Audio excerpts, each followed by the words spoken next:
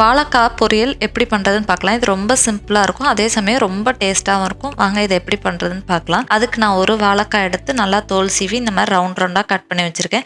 ரொம்ப மெலிசாகவும் இருக்கக்கூடாது, ரொம்ப கனமாகவும் இருக்கக்கூடாது. இந்த மாதிரி மீடியம் சைஸ் பீசஸாக கட் பண்ணி வச்சுக்கோங்க. ரவுண்டாக கட் பண்ணுறதா இருந்தாலும் சரி, அதுக்கப்புறம் இந்த நீட்டாக கட் பண்ணுறதாலும் சரி, இந்த மாதிரி மீடியம் பீசஸாக கட் பண்ணிக்கோங்க. இப்போ நறுக்குனா வாழைக்காயெல்லாம் நம்ம வேக வச்சிடலாம். அதுக்கு நான் வந்து தண்ணியை கொதிக்க வச்சுருக்கேன். அதில் அரை உப்பு மட்டும் போட்டுக்கிறேன். இதில் தண்ணி கொதிச்சக்கப்புறம் வாழைக்காயும் சேர்த்துட்டு 60% வேகிற அளவுக்கு நம்ம வேக வச்சு வடிச்சு எடுத்துக்கலாம். இப்போ இதை தாளிச்சிடலாம். கடாயில் 2 ஸ்பூன் எண்ணெய் ஊற்றி கடுகு, உளுந்தம்பருப்பு, வரமிளகா, கருவேப்பிலை பொரிய விட்டுலாம். இதில் நம்ம வேக வச்சிருக்க வாழைக்காயும் சேர்த்துடலாம். இப்போ மிச்ச உப்பையும் சேர்த்துக்கோங்க. ரொம்ப கிளறினீங்கன்னா உடஞ்சிரும், லைட்டாக பிரட்டி விடுங்க. இப்போ இதில் நான் வந்து இட்லி பொடி சேர்த்துருக்கேன். நீங்கள் மிளகு பொடி சேர்க்கறதுனாலும் இன்னும் டேஸ்ட்டாக இருக்கும்.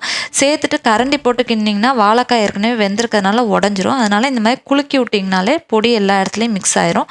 ரொம்ப சிம்பிளாக டேஸ்ட்டாக இருக்கும். ட்ரை பண்ணி பாருங்கள்.